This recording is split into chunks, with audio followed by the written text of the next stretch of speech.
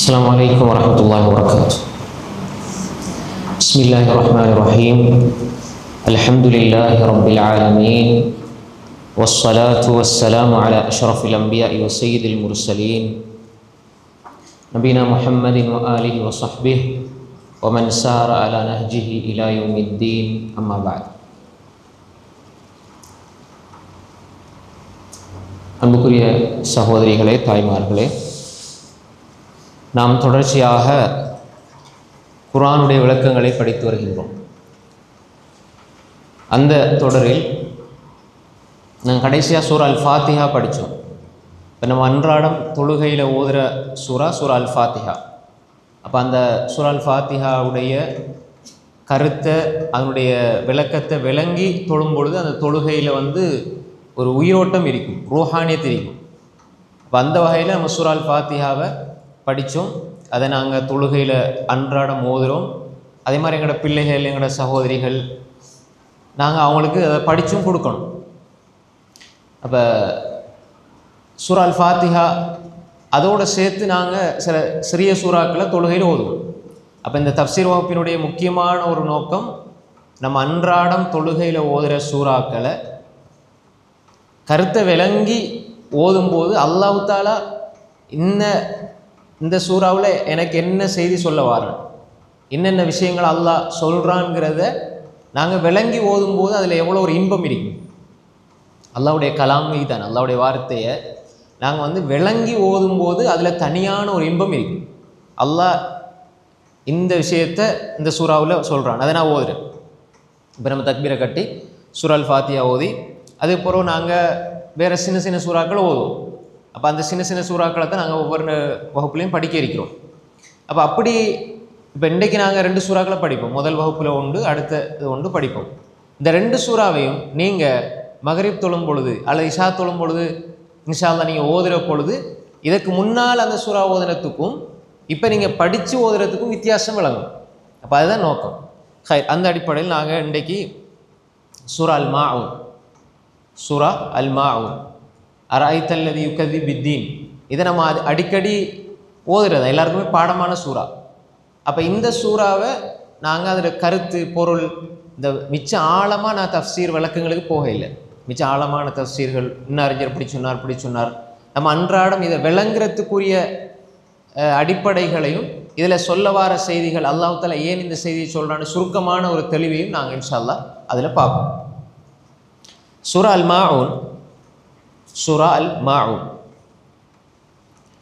அல் மாஊனை பொறுத்தவரையில் குர்ஆன் எழுதப்பட்ட ஓர்டரில், அதாவது குர்ஆன் எழுதப்பட்டிருக்கிற ஓர்டரில் இது 107வது சூரா. 107வது சூரா.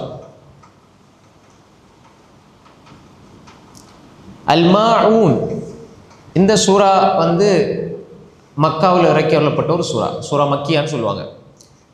அப்போ ஹிஜ்ரத்துக்கு முன்னால் இறங்கினதெல்லாம் மக்கியா, அதுக்கு பிறகு இறங்கினது மதனியான்னு சொல்லுவாங்க, மதீனாவில் இறங்கினன்னு சொல்லுவாங்க. ஹிஜ்ரத்துக்கு பிறகு வேறு எந்த இடத்துல சூறா இறங்கினாலும் அது மதனியா தான். அப்போ இது மக்காவில் இறக்கி வரப்பட்ட ஒரு சூரா மக்கியா. இந்த சூரா அல் மாஊன் பரைத்தல்லதி யுகதி பித்தீன் என்று ஆரம்பிக்கப்படுற இந்த சூரா இது முனாஃபிக்களினுடைய விஷயத்தில், நயவஞ்சகருடைய விஷயத்தில் இறங்கினதாக அப்துல்லாஹ் இப்னு அப்பாஸ் ரலியல்லாஹு அன்ஹு சொல்கிற கருத்தை இமாம் சுயூத்தி ரஹ்மத்துல்லாஹி அலைஹி பதிவு செய்து வைத்திருக்கிறார்கள். அப்போ இந்த சூரா சபபு நுசூல் இருக்குது. சபபு நுசூல்னு சொன்னால் ஒரு சூரா இறங்கிய காரணி. இந்த சூரா இதுக்காகத்தான் இறங்குச்சு. இந்த சூரா சில வசனங்கள் எடுப்போம், இந்த வசனம் இவர்களுடைய விஷயத்தில் இறங்கிச்சுது, இந்த சந்தர்ப்பத்தில் இறங்கிச்சுது. அப்போ இந்த சூரா அல் மாஊனை பொறுத்தவரையில் இது முனாஃபிக்களினுடைய விஷயத்தில் இறங்கியதாக அப்துல்லாஹ் இப்னு அப்பாஸ் ரலியல்லாஹு அன்ஹு சொல்கிற கருத்தை இமாம் சுயூத்தி ரஹ்மத்துல்லாஹி அலைஹி, ஒரு அறிஞர், இஸ்லாமிய அறிஞர், முக்கியமான தஃப்சீரோடு சம்பந்தப்பட்ட ஒரு அறிஞர், அவர் பதிவு செய்து வைத்திருக்கிறார்கள்.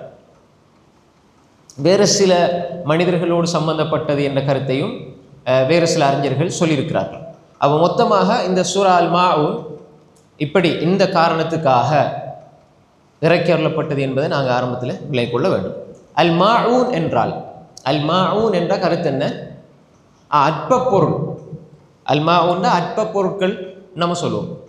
அப்போ இந்த சூறாவில் கடைசியாக வருது இந்த வார்த்தை. எந்த வார்த்தை சொல்லுங்க? வயம்னஊனல் மாஊன். அப்போ இந்த அல்மாஊன் என்ற வார்த்தை அது சூறாக்கு பேராக வைக்கப்பட்டிருக்கிறது. அப்போ ஏன் இப்போ அல்மாஊன் என்று சொன்னால் அந்த சூறாட பேர் எங்களுக்கு விளங்கிடும், அற்ப பொருட்கள். அப்போ இந்த அற்ப பொருட்கள் என்பது எங்களுக்கு அது உடனே சிந்தனைக்கு வருது. அப்போ அல்மாஊன், சூரா அல்மாஊன் என்பது எங்களுக்கு தெளிவாக விளங்கிடும்.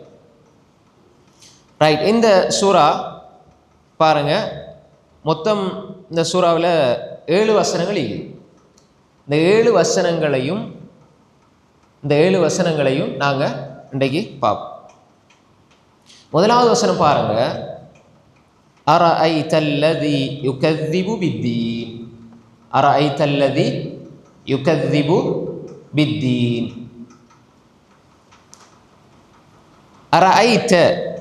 அரஐத நபியே நீங்க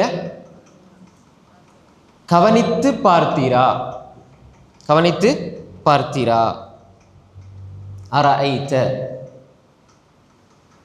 அல்லது யார? அல்லதி. அல்லதின்னு சொன்னால் உன்னை விளங்கப்படுத்த வரும். அல்லதி. அரஐத அல்லதி நபியே நீங்க கவனிச்சு பார்த்தீங்களா? யார? அல்லதி யுகذிபு பித்தீன். யுகذிபுண்டா பொய்ப்பிக்கக்கூடியவன். பித்தீன்டா மறுமை நாள். இப்போ தீன் சொன்னால் மார்க்கம்னா சொல்லுவோம், அது தவறு கிடையாது சொல்லுக்கு. அத்தீன்டா என்ன மார்க்கம்? இன்னத்தீன இந்தல்லாஹில் இஸ்லாம். மாஷா அல்லாஹ். இன்னத்தீன இந்தல்லாஹில் இஸ்லாம். வமன் யப்தகி கைரல் இஸ்லாமி தீனன் ஃபலன் யுக்பல மின்ஹு. அல்லாஹ்விடத்தில் மார்க்கம் ஏற்றுக்கொள்ளப்பட்ட மார்க்கம் இஸ்லாம். இஸ்லாம் அல்லாத எதை மார்க்கமாக எடுத்தாலும் அது ஏற்றுக்கொள்ளப்படாது. அப்போ இந்த இடத்துல அத்தீன் என்பதை கொண்டு என்ன நாடப்படுது? நாளை மறுமையில் அல்லாஹு தாலா கேள்வி கணக்கு கேட்பான். அல்லாஹ் கேள்வி கணக்கு கேட்பான். கேட்டு யார் அதை சித்தி பெறுகிறார்களோ அவர்களுக்கு சொர்க்கம், யார் கேள்விகளுக்கு பதில் சொல்ல முடியாமல் இருக்கிறார்களோ, சித்தி அடையாமல் யார் அல்லாஹ்விடத்தில் மாட்டிக்கொள்கிறார்களோ அவர்களுக்கு நரகம். இந்த கேள்வி கணக்கு நாளை, கூலி கொடுக்கிற நாளை, மறுமை நாளை அர்-ரஹ்மானிர் ரஹீம் மாலிகி யௌமித்தீன். அப்போ மாலிகி யௌமித்தீன் என்ன? நியாய தீர்ப்பு நாளின் அதிபதி. அப்போ அத்தீன். மாலிகி யௌமுத்தீன். யௌமுத்தீன் தான் அடிப்படை. அப்போ மாலிக்கின்னு வந்ததுனால மாலிகி யௌமித்தீன். ரைட். இப்போ பாருங்க, அரஐதல்லதி யுகذிபு பித்தீன். யுகذிபு பித்தீன். அப்போ அதாவது மறுமை நாளை பொய்ப்பிப்பவனை, பொய்யாக்குபவரை நீர் நபியே பார்த்தீரா? நீங்க கவனிச்சு பார்த்தீங்களா? அப்ப கதப, உதாரணமாக கதப என்றா பொய் சொல்றது. கதபண்டா என்ன? கதப கிதுபுண்டா என்ன? பொய். சிதுக்குண்டா உண்மை. கதபண்டா பொய். கதபண்டா பொய்ப்பிக்கிறது. இப்போ ரசூலுல்லாஹ் சொன்னாங்க, மன் கதப அலைய முத்தஅம்மிதன் ஃபல்யதபவ மக்அதஹு மினன் நார். யார் என் மீது வேண்டுமென்று பொய் சொல்லுவாரோ அவர் நரகத்தை தங்குமிடமாக ஆக்கிக் கொள்ளட்டும். கதப அலைய, என் மீது பொய் சொல்லுவாரோ. அப்போ ஹதீஸை ரசூலுல்லாஹ் சொன்னாங்கன்னு நம்ம சொல்ல இயலாது, பொய்ய சொல்ல இயலாது. சொன்னது பாவம், நரகத்துக்கு கொண்டு போய் சேர்க்கும். இப்போ கதபண்டா என்ன? பொய்ப்பிக்கிறது. மறுமை நாளை பற்றி, அந்த நியாய தீர்ப்பு நாளை பற்றி, அது நடக்குமா என்று ஒரு சந்தேகத்தை ஏற்படுத்தி மனிதர்களை குழப்புற நோக்கத்தில் அல்லது தான் நம்பிக்கை இல்லாமல் நடந்து கொள்வது. அப்போ மறுமை நாளை பொய்ப்பிப்பவர்கள், மறுமையில் அல்லாஹ் தஆலா கேள்விகளை கேட்பான், மறுமையில் நிகழ்வு இருக்குது, மறுமை ஒன்று இருக்குது என்பதை பொய்ப்பிப்பவனை நபியை நீர் பார்த்தீரா? அப்போ கதப யுகذிபுனா பொய்ப்பிக்கிறது, பொய்ப்பிக்கக்கூடியவன். பித்தீன்னா மறுமை நாளை. அல்லதி எத்தகையவன் என்றால் அந்த மனிதன் யுகذிபு பொய்ப்பிக்கிறான், பித்தீன். இப்போ எங்களுக்கு அந்த வசனத்தை ஓதும் போது இந்த ஞாபகம் வரும். அரஐதல்லதி யுகذிபு பித்தீன் ஃபதாலிகல்லதி யதுல் யதீம். ஃபதாலிகல்லதி. இப்போ மறுமை நாளை பொய்ப்பிக்கக்கூடியவனை நபியை நீங்க கவனிச்சு பார்த்தீரா என்று அல்லாஹ் தஆலா சொல்லி போட்டு, அந்த மனிதன் அந்த மனிதன்கிட்ட உள்ள ஒரு மோசமான பண்பு, அது அல்லாஹ் தஆலா சொல்றான். இப்போ மறுமையை பொய்ப்பிக்கிறவன் அவன்கிட்ட இருக்கிற மோசமான பண்பு இது. அப்போ அந்த மறுமையை பொய்ப்பிக்கிறவன்கிட்ட இருக்கிற மோசமான பண்பு எங்கிட்ட இருக்கலுமா? கூடாது, இருக்கக்கூடாது. பதத்தான் அல்லாஹ் சொல்றான், ஃபதாலிகல்லதி யதுஉல் யதீம். ஃபதாலிகல்லதி, ஆகவே அவன், அல்லதி அவன் எத்தகையவன் என்றால், யதுஉல் யதீம். யதுஉ அதாவது ஈவிரக்கம் இல்லாமல் சொல்லுவோமே, இரக்கமின்றி அனாதைகளை, அல் யதீம்டா அனாதைகள், அல் யதீம்டா அனாதைகளை ஈவிரக்கமின்றி இரக்கமில்லாமல் விரட்டுகிறான். அப்போ இது ஃபதாலிகல்லதி யதுஉல் யதீம், அந்த மனிதன், அதாவது மறுமையினால் பொய்ப்பிக்கக்கூடியவன், மறுமையினால் பொய்யாக்கக்கூடியவன், அவனிடத்தில் இருக்கிற ஒரு மோசமான பண்பு. இப்போ உதாரணமாக இது முனாஃபிக் காஃபிர்கள் என்று இருந்தாலும் சில மனிதர்கள்ட்ட இந்த பண்பு இருக்குமாக இருந்தால் அவர்கள் எச்சரிக்கையோடு இருக்கணும். அனாதைகள விஷயத்தில், அனாதைகள், இப்போ தந்தை இழந்தவர்கள், தந்தை இழந்த சிறுவர்கள் நம்ம அனாதை பிள்ளைகளை பார்க்குறோம். இப்போ இந்த அனாதைகளுடைய விஷயத்தில் மிக கரிசனையோடு நடந்து கொள்ளணும். அது நம்மளோட, இப்போ உதாரணமாக நமக்கு நெருக்கமான அனாதைகளும் இருப்பாங்க. இப்போ தந்தை இழந்திருப்பாங்க, சிலவங்க தாய் தந்தை இழந்திருப்பாங்க. அதே மாதிரி யாராக இருந்தாலும் அனாதையினுடைய விஷயத்தில், இப்போ இந்த அனாதையிட விஷயத்தில் அவர் மிக கவனமாக இருக்கணும். அவருடைய சொத்துட விஷயம் ஏமாத்தலாம், அது மாதிரி அவருடைய செல்வத்திற விஷயம், அவருடைய நடத்தைகள், அவர்களுடைய குணம், அவர்களுடைய எல்லா விஷயத்திலையும் அவங்களோட உணர்வுகள், இதெல்லாம் நாங்கள் காயப்படுத்திடக்கூடாது.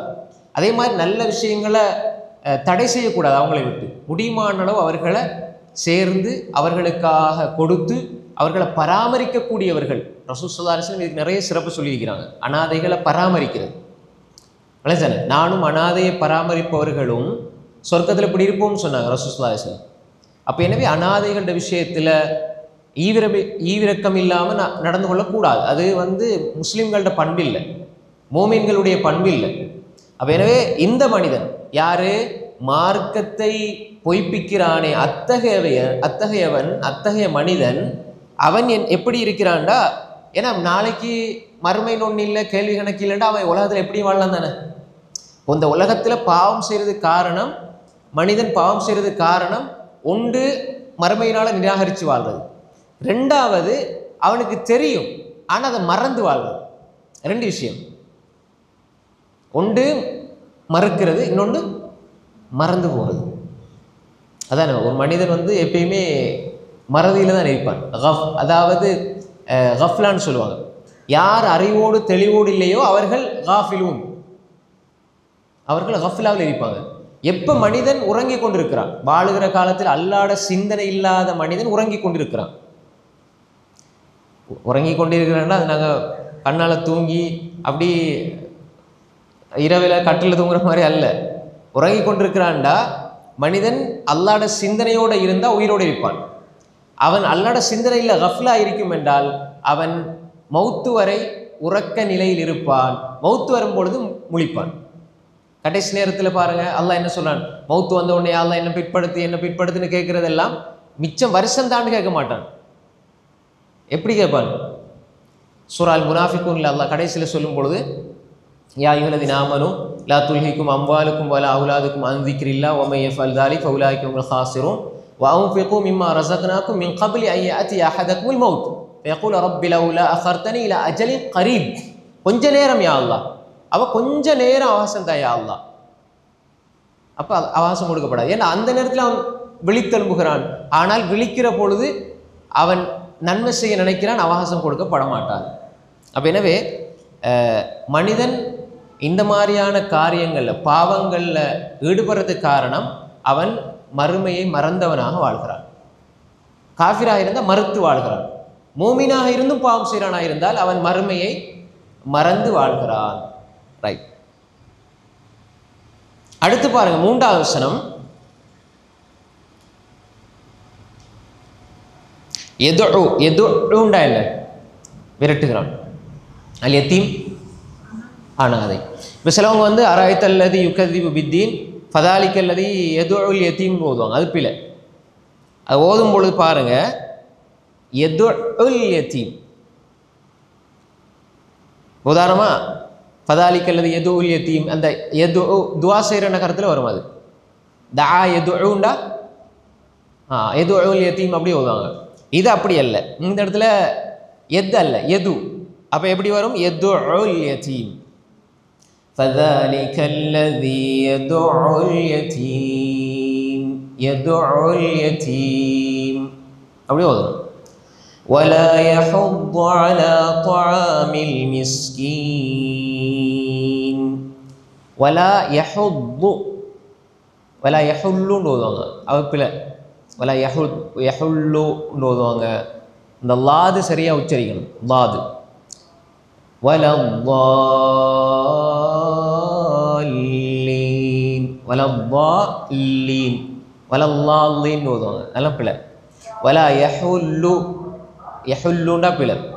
இங்க ولا يحض يحضன்னு சொல்லுவாங்க. தால் வந்துடக்கூடாது, லா அதுவும் வந்துடக்கூடாது.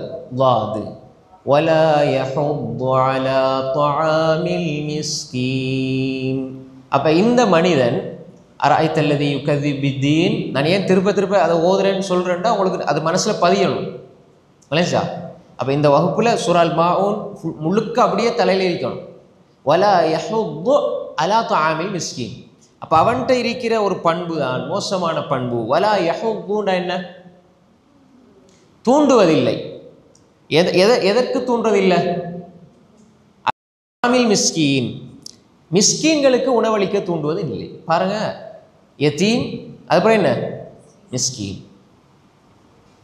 இப்போ மிஸ்கீனுக்கு உணவு கொடுக்கிறது, உணவு அளிக்க தூண்டுறது, ரெண்டு விஷயம் இருக்கு. உண்மையாக வந்து உணவு கொடுப்பது என்பது, உணவளிப்பது, ஒரு ஆளுக்கு தண்ணீர் கொடுப்பது, ஒரு ஆளுக்கு தண்ணியை கொடுக்கிறது, தாகத்துக்கு தண்ணீர் கொடுக்கிறது, அது மாதிரி உணவு கொடுக்கிறது, இதெல்லாம் வந்து நல்லடியார்கள் சொர்க்கவாதிகளோட பண்பு. சாதாரண விஷயம் இல்லை. நம்ம வந்து முடியுமான அளவு அண்டை அயலவர்கள் அவங்க கொஞ்சம் வசதி இருந்தோ இல்லையோ நம்ம கொஞ்சம் நல்லா சமைச்சா அதுவும் உணவளித்தல் தான். ரசூல் சொன்னாங்க, யா அபாதர் அபூதர்ரே இதா தபஹ்த மரக்கத்தன் ஃபஅக்திர் மாஅஹ வ தஅஹத் பிஹா ஜீரானக். நீங்கள் ஆணம் சமைத்தால், கறி சமைச்சா நீங்கள் கொஞ்சம் அதிகப்படுத்தி அதிகமாக சமைங்க. நீங்கள் 4 பேர் வீட்டிலன்னா நீங்கள் 5 பேருக்கு சமைங்க, கொஞ்சம் அதிகப்படுத்துங்க. ரசூல் அதிகப்படுத்துங்கன்னு சொன்னாங்க, நான் அளவுக்கு சொல்கிறேன். அளவை அதிகப்படுத்தி அண்டை அயலவர்களை நீங்கள் கவனித்து கொள்ளுங்கன்னாங்க. இதை ரசூல் ஸல்லல்லாஹு அலைஹி வஸல்லம் அபூதர் அல் கிஃபாரி ரலியல்லாஹு அன்ஹு அவங்களுக்கு சொன்ன ஒரு வசியத், ஒரு நசியத், உபதேசம். இப்போ இது வந்து இப்போ பாருங்கள், அண்டை அயலவர்களுக்கு இப்போ அவங்களும் நல்லா சமைச்சிருக்கிறாங்கன்னா நம்ம ஏன் கொடுக்கணும்? நீங்கள் பார்ப்பீங்க, இந்த பழக்கம் இருக்குதானே, நல்லா சமைச்சோ சமைக்கலையோ, நான் என்ற வீட்டில் சமைக்கிறது நான் பக்கத்தில் 2 பேர் கொடுக்குறேன்டா அதில் அல்லாஹ் பெரிய பரக்கத்தை வைப்பான். சில பொழுது அந்த அந்த தர்மத்திர கூலியை வந்து நீங்கள் வேறு எங்கேயாவது ஒரு கஷ்டத்தில் நீங்கள் மாட்டிருக்கும் பொழுது அந்த தர்மத்திர கூலியை காணுவீங்க. சாதாரண விஷயம் இல்லை. அதே மாதிரி சில நேரத்தில் நம்ம வந்து வெளிப்படையில் பார்க்கும்போது அவங்க நல்லாத்தானே இருக்கிறாங்க, வளமையாக நல்லாத்தானே சமைக்கிறாங்க அப்படின்னு. சில நேரங்களில் அவங்க வறுமையில் கஷ்டத்தில் அந்த நாள் இருக்கலாம். நீங்கள் அதை கொண்டு கொடுக்கும்பொழுது அது அவங்களுக்கு அதுதான் உணவாக இருக்கும்.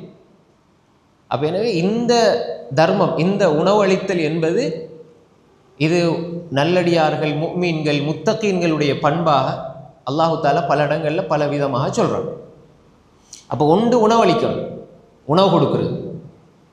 ரெண்டாவது உணவளிக்க தூண்டுறது. எங்கிட்ட இல்லாட்டியும் 4 பேருக்கு சொல்லணும், நீங்கள் அவருக்கு உணவளிங்க, அவருக்கு கொடுங்க, சாப்பிட கொடுங்க. மிஸ்கின்களாக இருந்தால், ஏழைகளாக இருந்தால், அனாதைகளாக இருந்தால் அவங்களுக்கு உணவளிக்கிறது அதுவும் சிறப்புக்குரியது. அது ஒரு நல்ல மனிதர்களுடைய பண்பாக அல்லாஹ் சொல்கிறான்.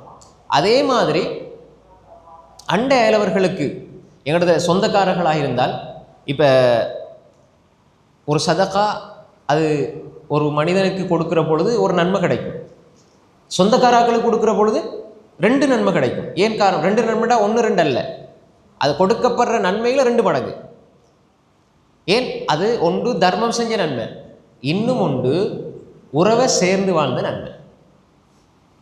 அல்லாஹு தஆலா சொல்றான் வயுத்இமூன அத்ஆம அலா ஹுப்பிஹி மிஸ்கீனன் வ யதீமன் வ அஸீரா இன்னமா நுத்இமுகும் லிவஜ்ஹில்லாஹ். சூரா தஹ்ர்ல அல்லாஹ் சொல்றான், அவர்கள் நல்லடியார்கள் வயுத்இமூன அத்ஆம் உணவு கொடுப்பார்கள் அலா ஹுப்பிஹி அல்லாஹ்வின் மீதுள்ள அன்பால். காரணம் அதுதான், வேற எந்த நோக்கமும் இருக்காது. இவங்களுக்கு கொடுத்தா இது நடக்கும், அவங்களுக்கு கொடுத்தா அது, இவங்களுக்கு அது, எந்த காரணமும் இருக்காது. அவங்க கொடுக்கறதெல்லாம் அல்லாஹுடைய ஹுப், அலா ஹுப்பிஹி அல்லாஹோட ஹுப். மிஸ்கீனு கொடுப்பாங்க, எத்தீம் யாரு அனாதை. இப்போ உங்களுக்கு குர்ஆன்ல எங்கே எத்தீம் வந்தாலும் விளங்கிடணும், மிஸ்கீன் எங்கே வந்தாலும் விளங்கிடணும். வயுத்இமூன அத்ஆம தஆம்டா விளங்கிடணும். அப்போ தஆம்டா உணவு. வயுத்இமூன அத்ஆம அலா ஹுப்பிஹி மிஸ்கீனன் வ யதீமன் வ அஸீரா அவர்கள் அல்லாஹ்வுடைய அன்பினால் தான் கொடுப்பாங்க. மிஸ்கீனு கொடுப்பாங்க சாப்பாடு, எத்தீமு கொடுப்பாங்க, அசீர் சிறை கைதிகளுக்கும் கொடுப்பாங்க. சிறை கைதிகள் ஏண்டா இப்போ இந்த ஏழை மக்களுக்கு கொடுப்பாங்க, அனாதைகளுக்கு கொடுப்பாங்க. இது சாதாரண எல்லாரும் கொடுக்குறது கொடுப்பாங்க. அந்த மனசு எல்லாருக்கும் வரும். பெரும்பாலும் எல்லாம் இரக்கமுள்ள அன்புள்ள மனசில் அன்பாக இருக்கிறவங்க கொடுப்பாங்க. அப்போ இன்னும் ஒன்றே இது அல்லாட அன்பு இருந்தால் மட்டும்தான் கொடுக்கலும்டா என்ன தெரியுமா? இப்போ உங்களுக்கு அநியாயம் செஞ்சவங்களுக்கு நீங்கள் கொடுக்குறது கொஞ்சம் தயங்குவீங்க, இவங்களுக்கு என்னதுக்கு நாங்கள் கொடுக்கணும் அப்படின்ட்டு. அவங்க கஷ்டத்தில் இருந்தாலும் கொடுக்கறது அது அல்லாஹ்வோட நான் அன்பு வச்சா தான் முடியும். நான் அல்லாஹ் சொன்னால் நான் கொடுக்குறேன். எனக்கு யார் அநியாயம் செஞ்சாலும் பரவாயில்லை, அவங்க அநியாயம் செய்கிறாங்க, ஆனால் நாங்கள் நல்ல முறையில் நடக்கிறோம்ட்டா இது அல்லாஹ் அந்த மனிதரை நேசிக்கிறான், இவன் அல்லாஹ் நேசிக்கிறான். ஏன் இது நான் இந்த வசனத்துக்கு அப்படி சொன்னேன்டா, அசீர்னா சிறை கைதி. சிறை கைதினா யார்? சிறை கைதின்னா யார்? இப்போ நேற்று யுத்தம் நடந்தது, உதாரணத்துக்கு சொல்கிறேன். இப்போ யுத்தம் நடக்குது. யுத்தம் நடந்தால் அங்கால எதிரி படையிலேருந்து ஒரு ஆள் வருவார். எதிரி படையிலேருந்து வார நோக்கம் என்ன? இங்கால இருக்கிறவரை கொல்றதுக்கு. அப்போ அந்த மனிதன் அவங்கள வெற்றி கொண்டதுனால அவன் சிறை கைதியாக அங்கே வந்திருக்கிறான். அப்போ இந்த மனிதனுடைய வாளுக்கு என்னை கழுத்து நேற்று மாட்டுப்பட்டிருந்தால் அவன் என்னை கொண்டிருப்பான். நேற்று அவன்ட கையில் நான் மாட்டியிருந்தால் என்னை கொண்டிருப்பான். அப்படிப்பட்ட மனிதன் உங்களோட கையில் சிறை கைதியாக வந்தாலும் அவனுக்கும் உணவு கொடுக்குறேன்டா, விளங்குதா? அதான் அசீர். அல்லாஹ் ஏன் இந்த ரெண்டையும் சொல்லி போட்டு அசீரையும் சேர்க்கிறான்டா? சிறை கைதிக்கு உணவு கொடுக்குறது அது என்னது? இப்போ நாங்கள் சாதாரணமாக எங்களோட உம்மா தாத்தாவுக்கு ஒரு சொத்தில் கொஞ்சம் கூட கொடுத்து உங்களுக்கு குறைய தந்துட்டாலே இதுக்கு பிறகு நான் அம்மாவோட முகத்திலே முழிக்க மாட்டேன்னு சொல்லுவோம். நீங்கள் சொல்ல மாட்டீங்க, நான் உதாரணத்துக்கு சொல்கிறேன் உங்களுக்கு. இல்லைச்சா, இதுக்கு பிறகு அந்த உம்மாவோட முகத்திலே முழிக்க மாட்டேங்க, எவ்வளோ பெரிய அநியாயம் செஞ்சுருக்கிறாங்க அப்படின்னு சொல்லுவோம். அப்போ இது நம்மளை கொல்ற அளவுக்கு பெரிய அநியாயம் இல்லை, இல்லைச்சா? இத்தனைக்கும் தாய் தகப்பன் அநியாயம் செஞ்சால் கூட அவங்கள மன்னிச்சா அல்லாஹ் எங்களை மன்னிப்பான், அது வேற விஷயம். ஆனால் அப்படி இருந்து அப்படி குரோதம் காட்டுற நாங்கள் நேற்று நான் கொஞ்சம் மிஸ் ஆகிருந்து அவனை வெட்டி கொண்டிருப்பான், என்ன கொல்றதுக்கே அவன் வந்தான். ஆனால் இன்றைக்கு அவனை நாங்கள் வெற்றி கொண்டதுனால, வெற்றி கொள்ளப்பட்டால் என்ன சிறை கைதியாக வருவாங்க, பிடிப்பட்டவங்க எல்லாம் சிறை கைதியாக வருவாங்க. சிறை கைதியாக இப்போ எங்கட பாதுகாப்பில் இருப்பாங்க சிறை கைதிகள். இப்போ இவனுக்கும் உணவு கொடுப்பார்கள். உணவு கொடுக்காம செத்துப்போ என்னை கொல்ல வந்தியான்னு விட மாட்டாங்க, உணவு கொடுப்பாங்க. ஏன் உணவு கொடுப்பாங்க? உணவு கொடுக்க சொன்னது அல்லாஹ். அல்லாஹுடைய அன்புக்காக செய்வாங்களே தவிர இவங்களோட மனோச்சியை அங்கே முதன்மைப்படுத்த மாட்டாங்க, இல்லைச்சா? எந்த ஒரு இடத்துலையும் நீங்கள் அநியாயம் இழைக்கப்படுறீங்கன்னு நீங்கள் நினச்சா முதலாவது உங்களோட உள்ளத்துக்கு வரணும், என்னை தாய்க்கு நான் பணிவிட செய்கிறது அவள் என்னை பெற்றெடுத்ததுக்காக அல்ல. அதை நல்லா விளங்கி கொடுங்க. நான் என்னை கணவனுக்கு பணிவிட செய்கிறது என்னை கல்யாணம் முடித்ததுக்காக அல்ல. என்னை மனைவிக்கு பணிவிட செய்கிறது அல்லது நல்லது செஞ்சு கொடுக்கறது அவளை நான் கல்யாணம் முடித்ததுக்காக அல்ல. என் பிள்ளைக்கு நான் நல்லது செய்கிறது நான் பெற்றெடுத்தேன் என்பதற்காக அல்ல. அப்படி நம்ம நினச்சிட்டோம்னா அங்கே நீயத்து பிழை ஆகிடும், சுயநலம் வந்துடும். எல்லா விஷயத்துக்கும் அடிப்படை நான் செய்கிறது அல்லாஹ் சொன்னான் தாய்க்கு உபாரம் செய்யுங்க, அதனால செய்கிறேன். அல்லாஹ் சொன்னான் தந்தை கட்டுப்படுங்க, அதுக்காக கட்டுப்படுறேன். பாப்பா என்னை ஏசட்டும், பாப்பா என்னை திட்டட்டும், பாப்பா எனக்கு அநியாயம் செய்யட்டும். பெரும்பாலும் தாய் தகப்பன் அப்படி செய்கிறது குறைவு, ஆனால் செய்யக்கூடியவங்களும் இருக்கிறாங்க, அநியாயம் செய்கிறவங்க இருப்பாங்க. அது அவங்க அதை அநியாயம் நினைக்காமலே செய்வாங்க, அநியாயம் நினைக்காம செய்வாங்க. என்ன சின்ன பிள்ளை தான் அவனுக்கு கொடுத்தா என்ன, பெரியவனுக்கு இருக்கிற மனசு இருக்கும். அவங்க ரெண்டு பேரும் அவங்க ரெண்டு பேரும் புரிஞ்சு கொள்கிற நிலையில் இருப்பாங்க, எல்லா கட்டத்தையும் புரிஞ்சு கொள்கிற நிலையில் இருப்பாங்க. ஆனாலும் தாய் தகப்பனாகிய நீங்கள் முன்ன பின்ன நடந்து கொள்வதினால் அவங்களோட மனசு காயப்படும். நான் விட்டு கொடுக்குறேன் தம்பிக்கு, ஆனால் வாப்பா அப்படி செய்யக்கூடாது. மனசில் அப்படி வருமா இல்லையா? நான் என்னோட தங்கச்சிக்கு செய்கிறேன், ஆனால் எனக்கு என் வாப்பா அப்படி செய்யக்கூடாது. அப்போ நீங்கள் அவங்கள்ட்ட நடந்து கொள்வது, அவன் புரிஞ்சுக்குவான், அவன் தெரிஞ்சு கொள்வான், அவன் அதை பொறுத்துக்குவான்னு சொல்கிறது என்பது தாய் தகப்பனுக்கு அது கூடாது. நீங்கள் நீதியாக செயல்படணும், அவங்க நீதியாக செயல்படணும், ரெண்டு பேரும் அல்லாவுக்காக செயல்படணும், அல்லாவை நினைச்சு செயல்படணும். எந்த ஒரு விஷயத்திலும் நீதி இருக்கணும், நியாயம் இருக்கணும், எல்லாம் கலந்து. எதற்காக? அல்லாவை தலையில் நினைச்சான், அல்லாட சிந்தனையோடு இருந்தால் நீதி இருக்கும், நியாயம் இருக்கும். ஒருவேளை அநியாயத்துக்கு உள்ளாக்கப்பட்டால், இப்போ நாங்கள் புரிஞ்சுக்கணும், ஒருவேளை ஒரு முஃமின் அநியாயத்துக்கு உள்ளாக்கப்பட்டால் அவன் அல்லாஹ் என்ன சொல்றானோ அதை செய்வான். சார், இவ்வளோ சித்திரவதைப்படுத்துகிறவங்களை, இவ்வளோ எங்களுக்கு அநியாயம் செஞ்சவங்கள மன்னிக்கணுமா அப்படின்ட்டு என்ன சொல்லும்? எங்களோட மனசு சொல்லும், கேள்வி எழுப்பும். ஆனால் அல்லாஹ் சொல்கிறான் நீங்கள் மன்னிங்க, அல்லாஹ் உங்களை மன்னிப்பாண்டு. இப்போ நாங்கள் எதை எடுப்போம்? அல்லாஹ் சொல்ல தான் எடுப்போம். அதனால் இங்கே நாங்கள் தெளிவாக புரிஞ்சு கொள்ளணும் என்றால், அல்லாஹு தாலா சொல்கிறான் அவங்க அசீருக்கும் கொடுப்பாங்க, தாம் உணவு கொடுப்பாங்க, மிஸ்கீன் யத்தீம் அசீர் எல்லாரும் கொடுப்பாங்க. அப்போ இதுக்கெல்லாம் அடிப்படை அல்லாஹ் சொல்றது என்னென்னா ஈமான். அல்லாஹுக்காக எதை செஞ்சாலும் அல்லாஹுக்காக, எந்த ஒரு காரியமும் அல்லாஹுக்காக. அந்த அடிப்படையில் இருந்து ஒரு மனிதன் விலகிட்டால் சின்ன சின்ன விடயங்களுக்கெல்லாம் அவனை நொந்து கொள்வான், கவலை வரும். ஒரு மூமின் கவலைப்படாமல் இருக்கிறதுக்கான ஒரே ஒரு அடிப்படை என்ன தெரியுமா? நான் செஞ்சதெல்லாம் அல்லாஹ்வுக்கு, நான் செஞ்சதெல்லாம் அல்லாஹ்வுக்காக அப்படின்ற எண்ணத்தை எடுத்துக்கிட்டால், யார் என்ன நினைச்சாலும், யார் என்ன வார்த்தையை சொன்னாலும், யார் எப்படி பேசினாலும் அதை பற்றி அவனுக்கு யோசனை இருக்காது. ஏன்னா நான் யாருக்காக செஞ்சேன்? அல்லாஹ்வுக்காக. ஏதாவது ஒன்று எதிர்பார்த்து செஞ்சால் அது நடக்காட்டி கவலை வரும். ஏதாவது ஒன்று எதிர்பார்த்து நீங்கள் செஞ்சீங்கண்டா, அப்போ எதிர்பார்த்தேன்னா என்ன அடையாளம்? அல்லாஹ்க்காக செய்யலை. இப்போ எல்லாமே பெரும்பாலும் எல்லா இபாதத்துகள் நன்மைகள் அல்லாஹ் பாதுகாத்த நல்ல மனிதர்களை தவிர நிறைய இந்த சமூகத்திற வளமையாக அல்லது சமூகம் இப்படி செய்து நாங்களும் செய்யணுமேன்னு அந்த ஒரு காரணியாகத்தான் அமல்கள் செய்யப்படுதே தவிர, சரியில்லையா அவங்க வந்தாங்க அதனால் நாங்கள் போகணும், சரி அவங்க எங்களோட கல்யாணத்துக்கு வந்தாங்க, அல்லது எங்களை சோமிலாட்டையும் எங்களை பார்க்க வந்தாங்க, அவங்க செஞ்சாங்க, அவங்க வந்தாங்க, சரியில்லையே அவங்க அப்படி செஞ்சாங்க, எல்லாமே ஒரு சடங்கு சம்பிரதாயம் மாறிட்டு. மனசால இருக்கணும், அவன் வந்த வரையிலையோ கூப்பிட்டாங்களா நான் போவேன். ஏன் நான் போகிறேன்? அல்லாஹ்வுக்காக. சிலவங்க நாங்கள் இவங்களை உண்மையிலே நேசிக்கவே வேண்டும் வேண்டியிருக்கும், ஆனால் அவங்களோட நாங்கள் அந்த நேரத்தில் அவங்கள கொஞ்சம் ஒதுங்கி வாழ்கிறது தான் அல்லாஹ்வுக்காக இருக்கும். இப்போ நீங்கள் போனால் அவங்க யாரையாவது பற்றி பசாது இகீபத்து புறம் பேசிக்கிட்டே இருப்பாங்க, ஏதாவது ஒன்று அந்த இதுதான் பேசிட்டு இருப்பாங்கண்டா, இந்த இடத்துல நீங்கள் 3 மணித்தியால செலவழிக்கிறத தவிர்ந்து கொள்வது அதுதான் சிறந்தது. அல்லாஹ்வுக்காக கோவப்படணும், அல்லாஹ்வுக்காக வெறுக்கணுமெண்டா உள்ளத்தால் வெறுத்து எங்களை நாங்கள் அப்படி எல்லாத்துக்கும் அப்படி கொண்டு வரதில்லை. அல்லாஹ்வுக்காக வெறுக்கிறதுன்னு அதில் இன்பம் இருக்கும். மனசால ஒரு மனிதன் இன்னொரு மனிதனை சும்மா உலகத்துக்காக உலக காரணிகளுக்காக வெறுத்து அது மிகப்பெரிய ஒரு மனநோய், வெறுப்பு. இல்லை எதை கண்டாலும் வெறுக்கிறது. அப்போ எனவே ஒரு மனிதன் மன் அஹப்ப லில்லாஹ் வ அப்கத லில்லாஹ் வ அஅதா லில்லாஹ் வ மனஅ லில்லாஹ் ஃபக்கத் இஸ்தக்மலல் ஈமான். மன் அஹப்ப லில்லாஹ் அல்லாஹ்வுக்காக நேசித்து, மன் அஹப்ப லில்லாஹ் அல்லாஹ்வுக்காக நேசித்து, வ அப்கத லில்லாஹ் அல்லாஹ்வுக்காக கோபித்து, அல்லாஹ்வுக்காக கோபிக்கிறதும் இருக்குது. இப்போ ஒருத்தர்கிட்ட நீங்கள் சொல்லி சொல்லி சொல்லி தொழுகிறதே இல்லை, ஆனால் உங்களோட நல்ல நெருக்கம் அன்பாக இருக்கிறாங்க, நீங்கள் எவ்வளோ சொன்னாலும் அவங்க தொழுகிற மாதிரி இல்லை, இபாதத் செய்கிற மாதிரி இல்லை, ஆனால் உங்களுக்கு எல்லாம் தருவாங்க, எல்லாம் செய்வாங்க, எல்லாம் இது பண்ணுவாங்க. ஆனால் நீங்கள் அவங்ககிட்ட தொழுகை இல்லை, இபாதத்தில் நீங்கள் எவ்வளோ சொல்லி பார்க்குறீங்க, இப்போ நீங்கள் அவங்களோட சேர்ந்த உங்களோட நிலை மாறுமெண்டா இப்போ நீங்கள் அல்லாஹ்வுக்காக வெறுத்து ஒதுங்கிறத நல்லது. ஏன்னா ஒருவரோட சேரும் பொழுது அவங்க உங்களால் மாறணும், இல்லைன்னா நீங்கள் அவங்கள மாதிரி மாறிடுவீங்க. அப்போ எனவே இந்த இடத்துல இவரோட போனால் தீமை அதிகரிக்குதுன்னா அவரை விட்டு ஒதுங்கிறது தான் அல்லாஹ்வுக்காக நீங்கள் செய்கிறது. சிலவங்க அந்த அவங்களுக்கு பயந்து என்ன செய்வாங்க, போகாட்டி 4 பேர்கிட்ட 10 விதமாக சொல்லி வைப்பா இவ, அல்லது ஊர் முழுக்க பேசி திரிவா, அல்லது உம்மாட்ட வாப்பாட்ட அப்படி சொல்லுவா அப்படின்னு அதுக்கு பயந்து போகிறது. அப்போ அது என்னது காரணம்? போகிறது பயந்து அவங்களுக்காக.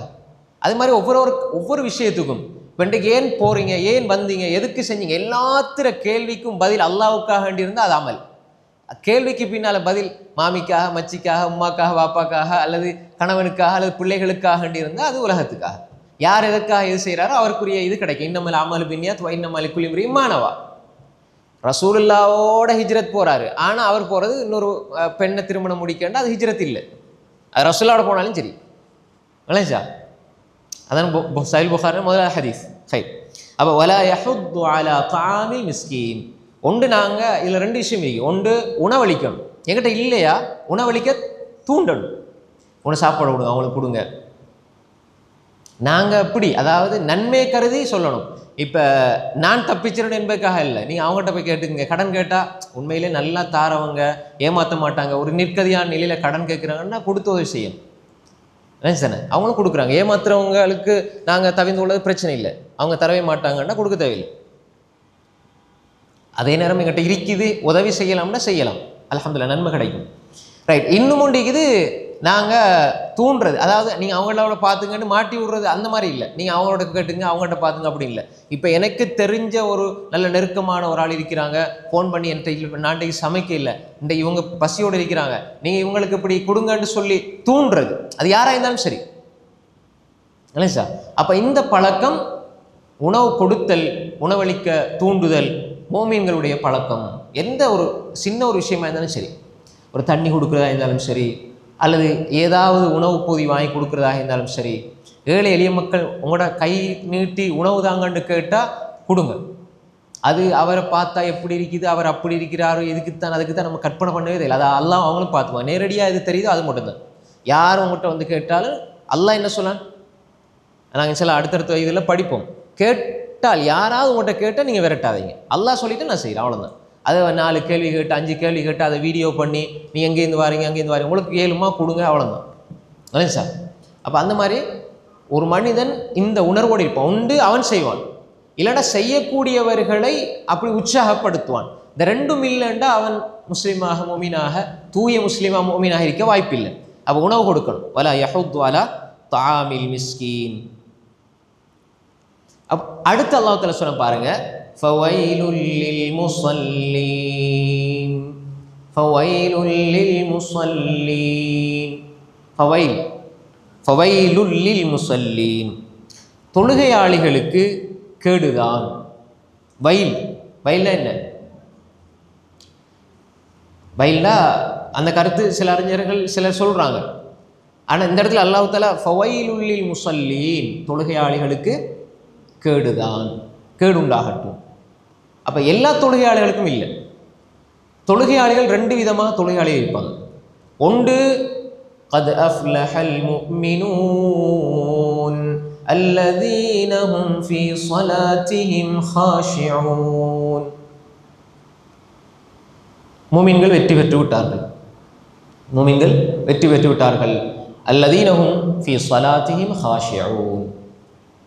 அவர்கள் தொழுகையில் உள்ளச்சத்தோடு இருப்பார். அல் ஹுஷூ, தொழுகையில் உள்ளச்சத்தோடு இருப்பாங்க. ஒன்று தொழுகைக்குள்ளேயும் இருப்பாங்க, அந்த உள்ளச்சம் வாழ்க்கையில் பிரதிபலிக்கணும். அல்லாஹ்வுக்கு முன்னால் தக்பீர் கட்டி தொழுகிற மனிதன், அல்லாஹ்வுக்கு முன்னால் தக்பீர் கட்டி தொழுகிற மனிதன் அவனுடைய சிந்தனைகள், அவனுடைய உடல் உறுப்பு, அவனுடைய சிந்தனை, அவனுடைய பார்வை, எண்ணம் எல்லாம் எப்படி ஒரு கட்டுப்பாட்டுக்குள்ளே வச்சிருப்பானோ அதுபோன்று வாழ்க்கையும் அவன்கிட்ட ஒரு கட்டுப்பாடாக இருக்கும். நினச்ச மாதிரி பேச மாட்டாங்க. அவன் இவனை பற்றி, மக்களை பற்றி வீணா புறம் பேச மாட்டார். தேவையில்லாத விஷயங்கள் பேச மாட்டார். அதே மாதிரி அவருடைய வாழ்க்கை எல்லாமே ஒரு கட்டுப்பாட்டோடு இருக்கும். தொழுகை அவர் கட்டுப்பாட்டோடு இருக்கிறாரோ வாழ்க்கையும் அவரோட கட்டுப்பாடாக இருக்கும். ஹலால் ஹராம் பேணுவார். விளை சார். அவருடைய வாழ்க்கையில் அல் வரா பேணுதல் இருக்கும். ஜுஹுத் உலகப்பற்றின்மை இருக்கும். அதே மாதிரி தக்வா இறை உணர்வு இருக்கும். முஹாசபா அல்லாஹ் விசாரிப்பான அந்த சுய விசாரணை செய்கிற பக்குவம் இருக்கும். இந்த ஒழுங்குகள் இருக்கும். அதுக்கு அல்லாஹ் சொல்றான், ஃபவைலுல் லில் முஸல்லீன் அல்லதீன ஹும் அன் ஸலாத்திஹிம் சாஹூன். இந்த தொழுகையாளிகள் யாரு? அல்லதீன ஹும், அந்த தொழுகையாளிகள் யார்? அல்லதீன ஹும் அன் ஸலாத்திஹிம் சாஹூன். தொழுகையை நிறைவேற்றுவதை விட்டும் பராமுகமாக இருப்பார்கள். தொழுகையை நிறைவேற்றுவதை விட்டும் பராமுகமாக இருப்பார்கள். இப்போ இதில் சாஹூன் சாஹூன் அப்படின்னா பராமுகமாக இருப்பார்கள். இதில் பல அர்த்தங்கள் இருக்குது. ஒன்று, தொழுகையை சரியாக தொழ மாட்டாங்க. அப்படின்னா என்ன? துஹரை தொழுவாங்க, அசர் தொழ மாட்டாங்க, மகரிப் தொழுவாங்க, இஷா தொழ மாட்டாங்க, இஷா தொழுவாங்க, சுபு தொழ மாட்டாங்க. இப்போ நீங்கள் உங்களோட சில பிள்ளைகளை பார்த்தா விளங்கும், அவங்களுக்கு நீங்கள் சொன்னதான் தொழுவாங்க. துஹர் தொழுதியான்னு கேட்டால் துஹரை தொழுவாங்க. நீங்கள் அசர் தொழுதியான்னு கேட்காட்டி தொழ மாட்டாங்க. அது ஒரு குறிப்பிட்ட வயசு வரைக்கும் அப்படியே இருப்பாங்க. நீங்கள் அதை சொல்லி பழகிட்டே இருக்கணும். ஏன்னா துஹருக்கும் சொல்கிறேன், அசருக்கும் சொல்கிறேன், மகரிபுக்கும் சொல்கிறேன், நீங்கள் சொல்லிட்டே இருங்க. எந்த ரசூலுல்லா சஹாபாக்கள் சொர்க்கத்தை கொண்டு நன்மாரை சொல்லப்பட்டாங்களோ அந்த சஹாபாக்களுக்கு 5 நேரம் பள்ளியில் பாங்கு சொல்லப்பட்டது. தொழுகைக்கு வாங்க. ஏன்னா அவங்களுக்கு தெரியாதா அந்த டைமுக்கு தொலைப்போன்னு. அப்போ மனிதனுக்கு ஞாபகம் ஊட்டணும். இப்போ எங்கள்கிட்ட பிள்ளைகளுக்கு தொலைப்போ தொழு சொல்லிகிட்டே இருக்கணும், ஞாபகம் ஊட்டுங்க. அது மோமின்களுக்கு பலன் அளிக்கும். நாங்கள் விட்டுறக்கூடாது. எந்த நபியுமே மௌத்தாகிற வரைக்கும் இவங்க எல்லாம் இங்கே இஸ்லாத்தை ஏற்றுக்கொள்ள போகிறாங்கன்னு கூட இல்லையே, மௌத்து வரைக்கும் தாவா செஞ்சாங்க. அப்போ எனவே தொழுகையை ஏவிக்கொண்டே இருக்கணும். குறிப்பாக குடும்பத்துக்கு வஅமுர் அஹ்லக பிஸ்ஸலாத்தி வஸ்ஸபிர் அலைஹா. வஅமுர் அஹ்லக பிஸ்ஸலா, நபி குடும்பத்துக்கு தொழுகை கொண்டு ஏவுங்க. வஸ்ஸபிர் அலைஹா, நீங்களும் அதில் உறுதியாயிருங்க. அப்போ அல்லாஹ் நேரடியாக சொல்கிறான் தொழுகையை ஏவணும். அப்போ முதலாவது லுஹர் தொழுவாங்க, அசர் இல்லை, அசர் தொழுவாங்க, மகரிப் இல்லை, மகரிப் தொழுவாங்க, இஷா இல்லை. இப்படி விட்டு தொழுவுறது. சிலர் தொழையே மாட்டாங்க. யார் வேண்டுமென்று தொழுகையை வேண்டுமென்று எந்த காரணம் இல்லாமல் வேண்டுமென்று தொழுகையை புறக்கணிப்பாங்களோ, மந்தரக்க ஸலாத்த முத்தஅம்மிதன் ஃபக்கது கஃபர, தொழுகையை வேண்டுமென்று புறக்கணித்து விர்றாராக இருந்தால் அவர் காஃபிர் ஆயிடுவார். அடுத்து இந்த தொழுகையை விட்டு தொழுகிற நிலை, இது இந்த தொழுகையாளிகளுக்கு கேடு உண்டாகட்டும். நம்ம ஏன் விட்டு தொழுகிறாருண்டா அவர்கிட்ட ஒரு பக்குவம் இல்லை, தொழுகையில் பேணுதல் இல்லைண்டா அந்த தொழுகையாளிகளுக்கு கேடு உண்டாகட்டும். அந்த தொழுகையால் அழிவு தான் உண்டாகும். அதனால் தொழாமல் இருந்தால் நல்லா நினச்சிடக்கூடாது. இந்த நிலையிலிருந்து கீழே போகாமல் மேல் நிலைக்கு வர பார்க்கணும். அதாவது ஒரு மனிதன் தொழுகையில் கவனம் இல்லாமல் இருக்கிறான் என்றாலே கேடுண்டா தொழாமல் இருந்தால். அப்போ நாங்கள் இன்னும் மேலே வர பார்க்கணும். இதை விளங்கி ரைட் தொழுது பிரயோசனம் இல்லைன்னு நினச்சிடக்கூடாது. ஏன்னா தொழுகையில் பேணுதல் வரணும், இன்னும் நல்லா இன்னும் ஒழுக்கத்தோடு இன்னும் பக்குவமாக பேணுதலாக இன்னும் தொழணும். ஏன்னா அல்லாஹ் கடுமையாக இதை எச்சரிக்கிறான். அப்போ விட்டு தொழக்கூடியவர்கள், தொழாதவர்கள் அவங்கள பற்றி நம்ம பேச தேவையில்லை, காஃபிர்கள். அதே மாதிரி தொழுகையை விட்டு தொழுகிற மாதிரி இன்னொரு பகுதி இருக்குது. தொழுகையை நேரம் தாமதிச்சு தொழுகிறது எப்பயுமே. இதெல்லாம் இப்படி இந்த மாதிரி விளக்கத்தை எடுக்கலாம். இப்போ சிலவங்களை பார்த்தா அசர் 3:16 3:14 கரெக்டாக தக்பீர் கட்டி தொழுதுட்டு அப்படியே முசல்லா அழைக்கிறது, வாங்க கேட்டோடனே அசரை தொழுதாச்சு, மாஷா அல்லாஹ், ரெண்டையும் முடிச்சாச்சு. சார் அதே மாதிரி இப்போ அசர் தொழுதாச்சானே, இப்போ இஷாவுக்கு ஒரு 2 நிமிஷத்துக்கு முன்னுக்கு வராது, மகரிப் தொழுட்டு அப்படி உட்காந்துருக்கிறது, இஷாக்கு பான தொழுவாரு, ரெண்டு சேர்த்து கட்டேசி போர்டரில் தொழுது. அது என்ன செய்யும், கொஞ்ச நாளில் அப்படியே ஷைத்தான் அப்படியே சில நேரம் உள்ள எடுத்துகிட்டு வரீங்க பாங்கு அப்படி கொண்டு ஷைத்தான் கடைசியில் சேர்த்துரும். பாங்கு கேட்டுட்டா உடனே உதவுடுங்க, தொழுதுருங்க. அந்த டைமில் அதாவது ஃபத்வா அடிப்படையில் இப்போ நீங்கள் வீட்டில் தொழும் பொழுது இப்போ அசருக்கு லுஹருடைய அதான் சொல்லப்பட்டு அசருடைய அதான் சொல்லப்படுற வரைக்கும் இடையில தொழுது கொள்ளலாம். ஃபத்வா இருக்குது, சட்டத்தை சொல்லணும், தொழுது கொள்ளலாம், பிரச்சனை இல்லை. ஆனால் இதையே வழக்கமாகி கொண்டா எப்பயுமே தாமதிச்சு சிலர் ஏதாவது நிர்பந்தமான சூழ்நிலையில் அப்படி தொழுகிறது 1 நாள் 2 நாள் பிரச்சனை இல்லை. எப்பயுமே ஒரு விஷயத்துக்கு இந்த டைம்லேருந்து இந்த டைம் வரைக்கும் இது, இந்த டைம்லேருந்து இந்த டைம் வரைக்கும் இது அப்படின்ட்டு அந்த டைமை ஒதுக்கி வச்சு தொழுகைக்கு தான் டைம் அப்படின்ட்டு வச்சுருந்தா பிழை. இப்போ நீங்கள் இப்போ இந்த குர்ஆனோட தஃப்சீரோட மார்க்கத்தோட ஈடுபாடு உள்ளவங்க இந்த சினிமா படங்கள் நாடகங்கள் ஈடுபாடு இருக்காது நான் நினைக்கிறேன். அப்படி இருக்கிறவங்கள பார்த்தா பெரும்பாலும் பிடித்தான். அவங்க என்ன செய்வாங்கன்னா இந்த அது முடியட்டும் இது முடியட்டும், ஒரு இடையில விளம்பரம் போகும்போது ஓடிட்டு போவோம் அவளோடுக்கு, அடுத்த விளம்பரம் போகும்போது தொழுவாங்க. இதில் என்ன பிரயோசனம் வைக்கி கண்ணால் பார்க்குறது தான் சொல்லலாம். சில இடங்களுக்கு போனால் அவங்க இந்த அவரை பார்த்தா அவர் இந்த என்ன இப்ராஹிம் அலைஹிஸ்ஸலாம் மாதிரியும் மூசா அலைஹிஸ்ஸலாம் மாதிரியும் பெரிய அந்த அவ்வளோ பிஸியாக இருந்துட்டு இபாதத்தில் கடைசி டைமில் போய்த்து என்ன இவ்வளோ நிர்பந்தமான நிலையில் அவ்வளோ நேரம் இபாதத் செஞ்சு எங்கேயாவது பெரிய பெரிய நலவுகளை செஞ்சு போட்டு கடைசி டைமில் ஓடி வந்து தொழுகிற உள்ளச்சத்தோட தொழுகிற மாதிரி படத்தை பார்த்துட்டு வந்து தொழுவாங்க, நாடகத்தை பார்த்துட்டு வந்து தொழுவாங்க. அப்போ இதெல்லாம் வந்து என்னென்னா ஃபவைலுல் முஸல்லீன். அப்போ அடுத்த இன்னொரு கேட்டகரி என்னென்றால் இதில் இன்னொரு வகை வரும். தொழுகையில் தக்பீரை கட்டிட்டு யோசனை எங்கேயோ, அவங்களோட தொழுகையில் அவங்களோட தொழுகைக்குள்ள அவங்க இல்லை, அவ்வளோதா, அவங்களோட தொழுகைக்குள்ள அவங்க இல்லை. ஒரு மனிதன் அடிப்படையில் சிந்தனைகள் வெளியே போகும் வேறு. அல்லாஹ் தஆலா நேரடியாக அப்படி அந்த தொழுகைக்குள்ள வர சிந்தனைகள் குறித்து பேச இல்லை. ஆனால் ஒரு மனிதன் அதை அவன் தவிர்ந்து கொள்றதுக்கு பதில் அதை எடுத்துக்கொள்றானா இருந்தா, இப்போ எதோட கூடுதலாக புலங்குறோமோ பழகுறோமோ அது வந்து சிந்தனையில் எப்பயுமே ஓடிட்டு தான் இருக்கும். தூங்க போனால் வரும். நீங்கள் ஃப்ரீயாக இருக்க டைமில் உங்களோட சிந்தனைக்குள்ளே வாரது என்னென்னா நீங்கள் எதுக்கு முக்கியத்துவம் கொடுக்குறீங்களோ அதுதான் வரும், அப்படிதானே?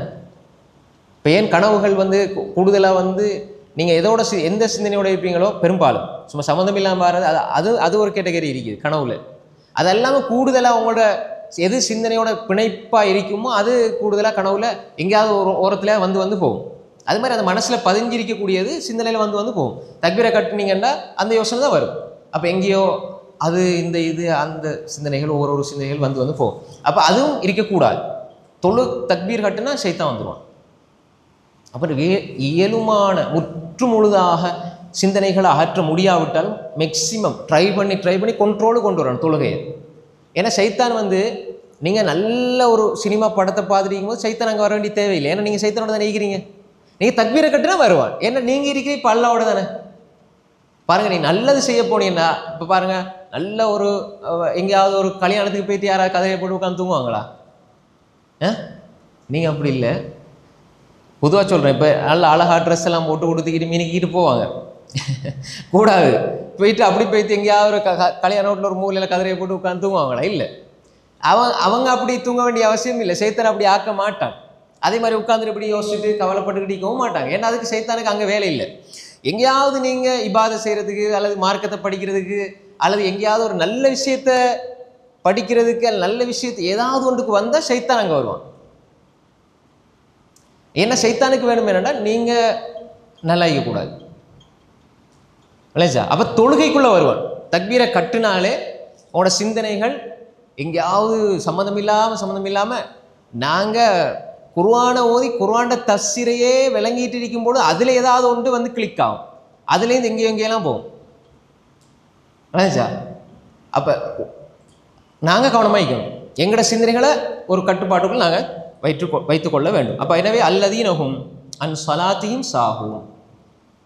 அதே மாதிரி முனாஃபிக்களை பற்றி அல்லாஹ் குர்ஆன் சொல்லும் பொழுது தொழுகையில் அவங்க சோம்பேறித்தனமாக இருப்பாங்க. தொழுகையில் சோம்பேறித்தனமாக இருப்பாங்க. யார் தொழும் பொழுது சோம்பல் நிலையை உணர்றாங்களோ, சோம்பல் கஸ்ஸல்னு சொல்லுவாங்க அரபில், சோம்பேறித்தனம்னு சொல்லுவாங்க. இதை ரசூலா பாதுகாப்பு தேடிக்கிறாங்க. இந்த கஸ்ஸல்லை தானே சோம்பேறித்தனம்ங்கிறது. அது மனிதன் அவன் ஷைத்தானோட இணங்கி ஒப்பந்தம் செஞ்சு ஏற்படுத்தி கொள்கிற ஒரு நிலை தான் சோம்பேறித்தனம். நீங்களும் ஷைத்தானு இணைஞ்சு ஏற்படுத்தி கொள்ளதான் இந்த உடம்புக்கு சோம்பேறித்தனம்ங்கிறது. சோம்பேறித்தனம்ங்கிறது எனக்கு எப்பயுமே சோம்பலாக இல்லை. அது சோம்பேறித்தனம்ங்கிறது அந்த நீங்கள் எதற்கு எந்த அளவு முக்கியத்துவம் கொடுக்குறீங்களோ அந்த இடத்த பொறுத்து சோம்பேறித்தனம் இல்லாமல் போகும். இப்போ நீங்கள் எனக்கு டயர்டாக இருக்குதுன்னு தூங்கிட்டு இருப்பீங்க. உங்களோட மாமி மோத்தாப்பி தாங்கடா எப்படி அது போத்தா கூட பரவாயில்லன்னு தூங்குவீங்களா? நினைச்சா உண்மையான மாமி, அதாவது அடுத்த மாமியை நான் சொல்ல வரல. அது உங்களுக்கு அந்த பிரச்சனையை பற்றி நான் பேச வரல. பொதுவாக அவங்களோட வாப்பாட சகோதரி அல்லது நெருக்கி அவங்களோட வாப்பா அல்லது உம்மா அல்லது தங்கச்சி மூத்தாப்பி தாங்கன்னா சோம்பேறித்தனம் இருக்குமா? மயத்தை அப்படின்னு தூங்குவீங்களா? அந்த டைமில் எங்கே போகுது சோம்பேறித்தனம்? இப்போ உதாரணமாக வந்து 3:45 ஃப்ளைட்னா 1 மணிக்கு சோம்பேறித்தனம் வருமா? 2:30 சோம்பேறித்தனம் வருமா? உம்ராவுக்கு போக போகிறாங்க.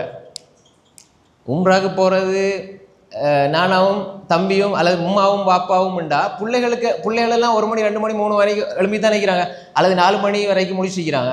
அந்த 6 மணி வரைக்கும் தூங்கினவர் 8 மணி வரைக்கும் தூங்கினவர் ராவு முழுக்க தூங்காமல் 4 மணிலேருந்து போயிட்டு அங்கே போயிட்டு அப்படியே இறங்கி 8 மணி காலையில் அங்கே போய் சேர்ந்தாங்கண்டா திரும்ப அதே உற்சாகத்தோட கபூத்துல மீது தவாஃபு செஞ்சு சாயி செஞ்சு எல்லாம் செஞ்சு உம்ராவை முடிச்சுட்டு வந்துடுவாங்க. ஆனால் ஒரு சோம்பேறித்தனம் மிக்காது. எல்லாத்துக்கும் காரணம் மனசு தான். சார் மனசில் நாங்கள் எது எடுக்கிறோமோ அதுதான். இதை நாங்கள் பெருசாக நினைச்சா பெருசாக நினைப்போம், அல்லாஹ் பெருசாக நினைக்கிறோமோ பெருசாக எடுப்போம். இப்போ சுபுகை தொழாதவங்க 4 மணிக்கு கிளம்பி குளிச்சுட்டு இந்த பெருநா தொலைக்கு வந்து நினைப்பாங்க முன் சாப்பிடல. ஆனால் சுபு பறந்து பெருநா தொலை சுண்ணா மோக்கதா. அதாவது சைத்தான் எப்படி விளையாடுவான்னு பாருங்க. சுபு தொலை பறந்து நீங்கள் பெருநா தொழு தொலாட்டியும் அல்லாஹ்வுல கேட்க மாட்டான். நீங்கள் ஏன் தொலைல, நான் பெருநா தொழு தொலைல நான் தூங்கிட்டேன்னா அல்ல கேட்க மாட்டேன். ஏன்னா அது சுண்ணா மோக்கதா, நல்லா கேட்கவே மாட்டேன். தொழுதான் நன்மை. ஃபர்ல் ஃபஜ்ர் ஏன் தொலைலாம் நல்லா கேட்பான், அது ஃபர்ல். ஜும்மாவும் இல்லை ஃபஜ்ரும் இல்லை ஒன்றும் இல்லை. ஆனால் பெருநா தொழுகையில் ஆள் முன் சஃபில் வைப்பாங்க அல்லாஹ் அக்பர் அல்லாஹ் அக்பர்னு. ஹைர். அப்போ இதில் விளைக்கொள்ள வேண்டாம். ஷைத்தான் முனாஃபிக்களினுடைய ஒரு பண்பு, தொழுகை இபாதத்துன்னு வந்தால் அது சோம்பேறித்தனத்தை உண்டாக்குவான். அதுதான் அல்லாஹ் தஆலா அங்கே சொல்கிறான். அப்போ இந்த பழக்கங்கள் எல்லாம் இருந்தால், தொழுகையில் சோம்பேறித்தனம், தொழுகையை விட்டு விட்டு தொழுகிறது, தொழுகையில் எப்பயுமே தேவையில்லாத சிந்தனைகளை கொண்டு வாரது, தொழுகையில் ஒரு பராமமாக இருக்கிறது, கடைசி நேரத்தை தொழுகிறது, எப்பயுமே தொழுகைக்கு ஒரு முக்கியத்துவம் கொடுக்காம இருக்கிற ஒரு தொழுகையாளிக்கு அல்லாஹ் சொல்கிறான், ஃபவைலுல் லில் முஸல்லீன் அல்லதீன ஹும் அன் ஸலாத்திஹிம் சாஹூன் அல்லதீன ஹும் யுராஊன் அல்லதீன ஹும் யுராஊன். இப்போ அவங்க ஏன் தொழுகிறாங்க? பிறருக்கு காண்பிப்பதற்காக தொழுகிறார்கள். யாராவது பார்த்துக்கிட்டு இருந்தா, அல்லது முனாஃபிக்களை பற்றி தஃப்சீருடைய அறிஞர்கள் சொல்லும் பொழுது மக்களை பார்க்குற நேரம் தொழுவாங்க, மக்கள் யாரும் இல்லை பார்க்கலன்னா தொழ மாட்டாங்க. அப்போ மக்கள் காண்பிக்க தொழுகிறாங்க. சில மனிதர்கள் என்ன செய்வாங்கன்னா, அது அந்த பழக்கம் இருக்குது. இன்னும் சிலர் வந்து மக்கள் பார்த்தா தொழுவாங்க, பார்க்காட்டி தொழ மாட்டாங்க. இன்னும் சிலர் வந்து பார்க்கும் பொழுது நல்லா தொழுவாங்க, பார்க்க இல்லைன்னா கடக்கடன்னு தொழுதுட்டு வந்துடுவாங்க. இதுவும் இருக்கக்கூடாது. அப்போ அல்லதீனஹும் அவர்கள் எத்தகையோர் என்றால் யுராஊன், மற்றவர்களுக்கு காண்பிக்க தொழுகிறாங்க, பிறர் பார்க்கணும் என்பதற்காக. இப்போ நாங்கள் தொழுகிறோம், பிறர் பார்க்குறாங்க பாராட்டுறாங்கண்டா நாங்கள் நினைக்கவே இல்லை. அவங்க பார்க்குறாங்க பாராட்டுறாங்கன்னா பிரச்சனை இல்லை. இப்போ நாங்கள் வேணுமென்று காட்டுறதுக்காக தொழுதால் அது முனாஃபிக்களினுடைய ஒரு பண்பு, அது நல்லடியாருடைய பண்பு கிடையாது. அப்போ எனவே பிறர் காண்பிக்கிறது, அப்போ அது ரியா, முகஸ்துதி. ரியா இருக்குதானே, அது எங்களோட வாழ்க்கையில் இருக்கக்கூடாது. ஒன்று இஹ்லாஸ், அல்லாவுக்காக செய்கிறது, எல்லாத்தையும் அல்லாவுக்காக செய்கிறது, இது இஹ்லாஸ். இன்னும் ஒன்றைக்கு முகஸ்துதி, ரியா. ரியாண்டா மறைமுகமான இணை வைப்பு, அஷ்ஷிர்குல் ஹஃபி, அது இருக்கக்கூடாது. எதை செஞ்சாலும் அல்லாஹ்வுக்காண்டி செய்யணும். இதில் முக்கியமானது வந்து இந்த மோமீன்களுடைய அடையாளம் அல் இஹ்லாஸ், முனாஃபிக்களுடைய அடையாளம் அர் ரியா. அப்படின்னா என்ன? மோமீன்களுடைய அடையாளம் என்ன? இஹ்லாஸ். இஹ்லாஸ்னா என்ன? உள தூய்மை. ரியாண்ட மோசுதி. அப்போ எந்த வணக்கங்களில் இஹ்லாஸ் கலந்திருக்குதோ அது அந்த வணக்கத்தை அழகுபடுத்தும். எந்த வணக்கத்தில் ரியா முகஸ்துதி இருக்குதோ அந்த வணக்கத்தை அந்த முகஸ்துதி என்ன செஞ்சிடும்? பாழாக்கிவிடும், அசிங்கப்படுத்தி விடும். எந்த வணக்கத்தில், எந்த இபாதத்தில் இஹ்லாஸ் உள தூய்மை இருக்கிறதோ அந்த வணக்கம் பாரமானதாக, கனதிமிக்கதாக, அழகானதாக, ஏற்றுக்கொள்ளப்பட்டதாக இருக்கும். எந்த இபாதத்தில் ரியா முகஸ்துதி இருக்குமோ, பிறர் பார்க்க வேண்டும், பிறர் பாராட்ட வேண்டும் என்ற எண்ணத்தோடு எந்த அமல் செய்யப்படுதோ அந்த அமல் பெருசாக இருந்தாலும் பாரம் குறைந்து விடும். அல்லாஹ் அமல்களை எண்ணி பார்ப்பேன்னு சொல்ல இல்லை, அல்லாஹ் அமல்களை நிறுத்து பார்ப்பேன்னு சொல்கிறான். நிறுத்து பார்க்கறதுக்கு பாரம் வேணும். எண்ணிக்கை 1000 இருக்கலாம், ஆனால் பாரம் இல்லாட்டி நீங்கள் அதாவது ஒரு பெரிய மலையளவு பஞ்ச வைக்கிறீங்க, எங்கால 1 கிலோ இரும்பை வச்சிங்கண்டா அப்போ பருமன் சின்னதுதான், அது பருமன் பெரிய மலை மாதிரி இருக்கும், ஆனால் அது பாரம் இல்லை. இது போன்று அமல்கள் மாறிவிடும். மோசுதி இருந்துட்டால், ரியா இருந்துட்டால் அதோட பாரத்தை குறைச்சி அதை அசிங்கப்படுத்தி விடும். கடைசியில் நாளை மறுமையில் அது எங்களுக்கு கை சேதத்தையும் நஷ்டத்தையும் பெற்றுத்தரும். எனவே அதில் இருந்து பாதுகாப்பாக நாங்கள் இருக்க வேண்டும். ஹைர், பாருங்க. அப்போ அல்லதீனஹும் யுராஊன், கடைசியாக அல்லாஹ் சொல்றான். இதான் சூரா, சூராட பேர். இதை வச்சு தான் வைக்கப்பட்டு வயம்னஊனல் மாஊன், வயம்னஊனல் மாஊன். இப்போ இந்த மனிதர்கள்ட்ட இவங்க அல்லாஹ்க்கு செய்கிறதையும் ஒழுங்காக செய்யலை, மனிதர்களுக்கு செய்ய வேண்டியதையும் ஒழுங்காக செய்யலை. வயம்னவுனல் மாஉண்டா என்ன? அதாவது மனிதர்களை விட்டும் அற்பமான பொருட்களை கூட மக்களுக்கு கொடுக்காம தடுக்கிறார்கள். அவங்க தடுத்து கொள்றாங்க. அதாவது மக்களுக்கு அன்றாடம் உபயோகிக்கிற அற்பமான பொருட்களை மற்றவர்களுக்கு கொடுப்பதை விட்டும் அவர்கள் என்ன செய்கிறாங்க? தடுக்கிறார்கள். அவங்க கொடுக்கறது இல்லை, உதவி செய்கிறது இல்லை. சின்ன சின்ன பொருட்கள் இது ஏன் அப்படி சொல்லப்பட்டிருக்குது? இப்போ இந்த வசனத்துக்கு தஃசீரை நீங்கள் பார்த்தா, உதாரணமாக ஊசி, அதே மாதிரி இந்த வாளி. முந்தின காலத்தில் பாருங்கள், இந்த கிணறுல வாளியெல்லாம் தண்ணி அள்ளி எடுப்பாங்க. இப்போ சிலர்கிட்ட வந்து வாளி இருக்கும், சிலவங்க வந்து வாளியை கேட்பாங்க, உதவியாக கேட்பாங்க. அதே மாதிரி இந்த சின்ன சின்ன ஊசி, இந்த ஒவ்வொரு விஷயங்களையும் இந்த அந்த அந்த டைம் அது வந்து இந்த வாங்க இல்லாமல் இல்லை, அதை எங்கேயாவது வாங்குவாங்க, எங்கேயாவது வைப்பாங்க, அதுக்கப்புறம் அவங்க அதை தேடி கண்டுபிடிக்க மாட்டாங்க.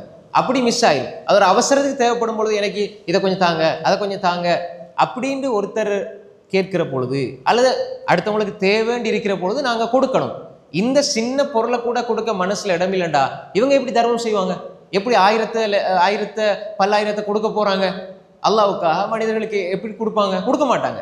சின்ன சின்ன பொருட்கள். எனவே தான் ஒரு தர்மம் செய்கிற உணர்வு என்பது கூட, ஒரு மனிதன் தர்மம் செய்கிற அந்த தர்ம உணர்வு என்பது ஒரு முஃமினிடத்தில் ஒரு வகையான ஒரு அந்த விரிவை ஏற்படுத்தும். அந்த விரிவு நாளை அது சத்தியத்தை ஏற்றுக்கொள்வதற்கான ஒரு இடத்தை அவனுக்கு கொடுக்கும். அல்லாஹ்வுக்காக கொடுக்க அவன்கிட்ட சில பாவங்களையும் குற்றம் குறைகளையும் அவன் கொடுக்க பல பேருடைய துவா, யா அல்லாஹ் இவருக்கு நல்ல அமல் செய்கிற பாக்கியத்தை கூடிய அல்லாஹ் அப்படின்னா, இவருக்கு காசு பணம் இருந்தால் தானே அவர் நல்லது செய்வார். அப்போ இன்னும் 10 பேர் துவா கிடைக்கிறதுனால இவருக்கு ஈமான் கிடைக்க வாய்ப்பு இருக்குது. நிறைய பிள்ளைகளினுடைய நற்குணத்துக்கு காரணம் அவங்க செஞ்சதல்ல, அவங்களோட வாப்பாடம்மோட துவா. நாங்கள் நினச்சிட்டு இப்போம் எல்லாரும் அப்படி இல்லை.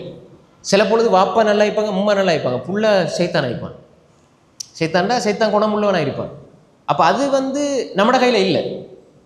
நான் எவ்வளோ நல்ல ஒழுக்கமாக இருந்தேன், நல்ல பண்பாக இருந்தேன், நான் நல்லா தானே வளர்ந்தேன், என் புள்ள இப்படி இருக்குதே நீங்கள் கவலைப்பட தேவையில்லை. நீங்கள் முடியுமான அளவு நல்ல பக்குவமாக எடுத்து சொல்லுங்கள். ஆனால் முடிவை பற்றி யோசிக்க தேவையில்லை. முடியுமான அளவு எத்தி வச்சு கொண்டே இருக்கணும், நல்லதை சொல்லிக்கொண்டே இருக்கணும். ஹிதாயத்தை கொடுக்குற அல்லாஹ்வோட கையில். இப்போ நூஹ் நபியோட மகனுக்கே ஹிதாயத்து இல்லை, மனைவிக்கு ஹிதாயத்து இல்லை, லூத் நபியோட மனைவிக்கு ஹிதாயத்து இல்லை. ரசூலுல்லாவோட ஒரே இடத்துல ஒன்றா இருந்த அபூ தாலிபுக்கே ஹிதாயத் கிடைக்கல. ரசூலோட எல்லாத்தையும் பார்த்துக்கிட்டு இருந்தவர், அவரை அப்படியே பொத்தி வளர்த்தாரு. அல்லாஹ்வோட கையில் இருக்கு. இப்ராஹிம் ஹலீலுல்லாஹ் அல்லாஹ்வோட நேசர், அவரை வாப்பாக்கு ஹிதாயத் இல்லை. அப்போ எனவே சில மனிதர்களுக்கு சில மனிதர்களுடைய துவாக்கள் காரணமாயிருக்கும் அவருடைய ஹிதாயத்துக்கு. யா அல்லாஹ் இவருக்கு நேர்வழியை காட்டி, யா அல்லாஹ் இவருக்கு நல்லதை கூடிய அல்லாஹ், இவருக்கு நல்ல மனப்பக்குவத்தை கூடிய அல்லாஹ், யா அல்லாஹ் இவருக்கு அமல் செய்கிற பாக்கியத்தை கூடிய அல்லாஹ். எப்பயுமே தாய் தந்தையர்கள் பிள்ளைகளுக்காக என்ன ஒரு விடயம் நடந்தாலும், என்ன அநியாயம் செஞ்சாலும், பிள்ளை எப்படி எந்த நிலைக்கு போனாலும் ஒரு காலம் பிள்ளைகளுக்கு பதுவா செய்யக்கூடாது. என்ன செஞ்சாலும் பரவாயில்லை, என்ன பெரிய ஒரு நிலைக்கு என்ன கஷ்டத்துக்கு உங்களை ஆளாக்குனாலும், நீங்கள் யாராக இருந்தாலும் பெற்றோர்கள் பிள்ளைகளுக்கு பதுவா செஞ்சிடக்கூடாது. செஞ்சால் நீங்கள் பெற்றெடுத்த பிள்ளைகளை நீங்களே அழிச்ச மாதிரி ஆகிடும். அல்லாஹ் வந்து பெற்றோர்களுடைய துவாவை ஏற்றுக்கொள்வான். அது சாதகமாக செஞ்சாலும் ஏற்றுக்கொள்வான், பாதகமாக செஞ்சாலும் ஏற்றுக்கொள்வான். அல்லாஹ் இந்த பிள்ளையை நல்ல பிள்ளையாக்குண்டாலும் ஏற்றுக்கொள்வான், நாசமாக போனாலும் அவனை நாசமாக்கிடுவான். அதனால் எல்லா நிலைகளையும் பெற்றோர்கள் பிள்ளைகளுக்கு துவா செய்யக்கூடியவர்களாக இருக்க வேண்டும். அந்த துவா நீங்கள் எவ்வளோ, அதாவது 5 வருஷம் நீங்கள் சொல்லி கேட்காத பிள்ளை நீங்கள் அல்லாஹ் இடத்துல துவா கேட்டு ஒரு நிமிஷத்தில் அல்லாஹ் மாற்றக்கூடியவனாக இருப்பான். நாங்கள் அதை மாறி விளங்கிடக்கூடாது. நான் 5 வருஷமாக சொன்ன அந்த புள்ள கேட்கல, ஆனால் அல்லாஹ்ட்ட கேட்ட ஒரே ஒரு துவா என்ற பிள்ளை எப்படி மாற்றி இருக்கிறதுன்னு நீங்கள் புறம் சொல்லுவீங்க. சொல்கிற நேரம் உங்களோட பதுவா அது புறம் பழிச்சுதுண்டா, அது அல்லாஹ்வுத்தாலா ஏற்றுக்கொண்டாண்டா அதுக்கு முன்ன செஞ்சது. அப்போ என்ன, எந்த கட்டத்திலையும் நாங்கள் பதுவா செய்யக்கூடாது, திட்டிவிடக்கூடாது. முடியுமானாலும் அவர்களுக்கு நல்லது துவா செய்யணும். என்ன பிள்ளை செஞ்சாலும் நல்லது, யா அல்லாஹ் இவனை திருத்திரியா அல்லாஹ், இவனை நல்ல ஈமானக்கூடிய அல்லாஹ், ஹிதாயத்தை கூடிய அல்லாஹ், நேர்வழியக்கூடிய அல்லாஹ். அப்போ எனவே இப்படி மனிதர்கள் பல மனிதர்களுடைய துவாக்களுக்கு காரணமாக அமையும் நாங்கள் செய்கிற தர்மங்கள். அப்போ எனவே தான் தன்னை நஃப்ஸை பாதுகாக்கிற மனிதன், நரகத்திலேருந்து நஃப்ஸை பாதுகாக்க நினைக்கிற மனிதன் பிற மனிதனுக்கு கொடுப்பான். ஏனெண்டா சில பொழுது இந்த தர்மம் எனக்கு, இந்த தர்மத்தில் நான் ஏதாவது என்னுடைய உள்ளத்தில் ஏதாவது கோளாறு வந்து இந்த தர்மம் ஏற்றுக்கொள்ளப்படாவிட்டாலும் இதை கொடுத்துட்டேன் யா அல்லாஹ், இதில் சின்ன கலக்கம் இருந்தாலும் மன்னிச்சு இதை ஏற்றுக்கொள்ளுன்னு ஒரு மனுஷன் அப்படி கொடுக்குற பொழுது அதனால பயன்படுறவருக்கு அது பெரிய பலனாக இருந்து பயனாக இருந்து அவருடைய துஆவை அல்லாஹ் நேரடியாக கபூல் செஞ்சாண்டா இவருடைய வாழ்க்கையில் பெரிய மாற்றம் ஏற்படும். அப்போ எனவே சின்ன விடயமாக இருந்தாலும் அல்லாஹ்வுக்காக கொடுக்கும் பொழுது அது பெருசாக மாறும்.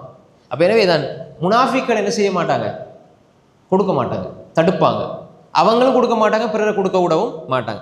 இப்போ இந்த சூரா இதைத்தான் சொல்லுது. அப்போ எனவே சின்ன சின்ன பொருட்களை கூட அவர்கள் தடுத்துக் கொள்வார்கள். இப்போ இந்த சூறா பாருங்கள், சுருக்கமாக இந்த சூறா விளங்கிக் கொள்வோம். இது சொல்ல வர முக்கியமான விடயம், முதலாவது மறுமையை பொய்ப்பிக்கக்கூடியவர்கள், கேள்வி கணக்கு மறுமையை பொய்ப்பிக்கக்கூடியவர்கள்ட்ட இருக்கிற பிரதானமான மோசமான அடிப்படை குணங்கள். அவங்க வந்து அனாதைகளை விரட்டுவார்கள், மிஸ்கின்களுக்கு உணவளிக்க தூண்ட மாட்டார்கள், மிஸ்கின்களுக்கு உணவளிக்க தூண்ட மாட்டார்கள். அப்போ இந்த பண்பு இது அல் புகுல். புகுல்னா என்ன? கஞ்சத்தனம், உலோபித்தனம். இது ஒரு மூமெண்ட்டே இருக்கக்கூடாது. அல் புகுல் இது இருக்கக்கூடாது. முதலாவது மறுமையினுடைய நம்பிக்கை உறுதியாக இருக்கணும். மறுமையில நம்பிக்கை உறுதியாக இருந்தால் இந்த புகுல் நீங்கும். மறுமையில நம்பிக்கை இல்லை என்றால் புகுல் கஞ்சத்தனம் வரும். அடுத்தது இபாதத்தில் பொடுபோக்கு, இபாதத்தில் பொடுபோக்கு. ஃபவைலுல் லில் முஸல்லீன் அல்லதீன ஹும் அன் ஸலாத்திஹிம் சாஹூன். அதுக்கு பிறகு பாருங்க, இபாதத்தில் கலப்படம், மோசுவி, ரியா. அல்லதீன ஹும் அன் ஸலாத்திஹிம் சாஹூன், அது வந்து இபாதத்தில் பொடுபோக்கு, சாஹூன். அல்லதீன ஹும் என்ன, யுராஊன், அதில் முஹஸ்ஸுதி, ரியா. அப்போ இபாதத்தில் கலப்படம். அடுத்தது வந்து வயம்னஊனல் மாஊன், உள்ளத்தில் அந்த கர்மித்தனம். ஆரம்பத்தில் அல்லாஹ் எதை சொன்னானோ அது வந்து பொதுவாக எல்லா மனிதர்களை பற்றியும் அல்லாஹ் தஆலா சொல்லலாம். மறுமையை பொய்ப்பிக்கிறவங்ககிட்ட இருந்தாலும் சரி, யார்கிட்ட அந்த குணம் இருந்தாலும் சரி. இப்போ இந்த இபாதத்தில் பொடுபோக்கு செஞ்சு, இபாதத்தில் பக்குவம் இல்லை, இபாதத்தில் பேணுதல் இல்லை, தொழுகையில் உள்ளச்சம் இல்லைண்டா அவங்களோட வாழ்க்கையில் எந்த நலவுகளும் இருக்காது, வாழ்க்கையில் நலவு இருக்காது. ஏன்னா வந்து அல்லாஹ்வுடைய சிலவங்களை பற்றி சொல்லும் பொழுது என்ன சொல்லுவாங்கண்டா, அந்த அவன் வந்து நல்ல உதாரணமாக நீங்கள் ஒரு ஆளை சொல்லும் பொழுது அவன் நல்லவன், நல்லா கொடுப்பா, எல்லாம் செய்வா, எல்லாமே அடுத்தவங்களுக்கு கொடுக்கறது, தர்மம் செய்கிறது, அடுத்தவங்களை பற்றி பேசுறது இல்லை, ஒன்றுமே மற்றவங்களை பற்றி பேசுறது இல்லை, இப்படி நிறைய நல்ல குணங்களை சொல்லுவீங்க. சொல்லி போட்டு நல்ல அப்படின்னு சொல்லுவீங்க, சொல்லி போட்டு சொல்லுவீங்க. ஆனால் தொழுகிற மட்டும் இல்லை அப்படி சொல்லுவீங்க. தொழுகிறது மட்டும் இல்லை, ஆனால் எல்லாம் நல்ல குணம் வைக்க, நல்ல உண்மையிலே தொழுக மட்டும் இல்லை அப்படின்ட்டு. தொழாத எப்படி நல்ல விளையாப்பா? நீங்கள் உலகத்தில் ஒரு அடியானு கொடுக்கறதுனால நல்லவன்னு சொல்கிறீங்க. அல்லாவை தொழாத ஒரு, அல்லாவை நிராகரிக்கிற புறக்கணிக்கிற ஒருத்தன் அல்லாவை புறக்கணித்து போட்டு மனிதனுக்கு கொடுக்கறதுனால என்ன பிரயோசனம் வைக்குது? அல்லாவுக்கு செய்ய வேண்டிய செய்யாத ஒருத்தன், அல்லாவுக்கு செய்ய வேண்டியதை செய்யாத ஒருத்தன் எப்படி நல்லவனாக இருப்பான்? அவன் தான் ஆகப்பெரிய கெட்டவன். நாங்கள் அதை மாறி விளங்கிக்கிறோம். அப்போ எனவே இப்போ இந்த தொழுகை இல்லை, பேணுதல் இல்லை, தொழுகையில் உள்ளச்சம் இல்லை, அதனால இந்த பண்பும் இல்லை. அதே மாதிரி தொழுகையில் அல்லாஹ்வுக்கு கொடுக்க வேண்டிய அந்த ஹக்கை கொடுக்கறதும் இல்லை, அதுலேயும் அவன் ஃபெயில். ரெண்டாவது, மனிதர்களோட நடந்து கொள்கிற விஷயம் இருக்குது, சின்ன சின்ன விஷயங்களை கூட கொடுக்காம தடுக்கிற கருமித்தனத்தோடு இருக்கிறான். மனிதர்களுடைய ஒழுங்காக நடக்கிறது இல்லை, அல்லாஹ்வுடைய ஒழுங்காக நடக்கிறது இல்லை. அப்போ எனவே இந்த மனிதர்களுக்கு தொழுகையில் எந்த தாக்கமும் தொழுகை ஏற்படுத்தவில்லை. எனவே ஃபவைலுல் லில் முஸல்லீன், அவர்களுக்கு கேடு உண்டாகட்டும். இதைத்தான் இந்த சூறா சொல்லுது. பாருங்கள், இந்த சூறாவை திரும்ப ஓதுறேன், நீங்கள் ஓதலை கொஞ்சம் கவனிச்சு கொள்ளுங்க. أرأيت الذي يكذب بالدين أرأيت الذي يكذب بالدين فذلك الذي يدعو اليتيم فذلك الذي يدعو اليتيم ولا يحض على طعام المسكين ولا يحض على طعام المسكين فويل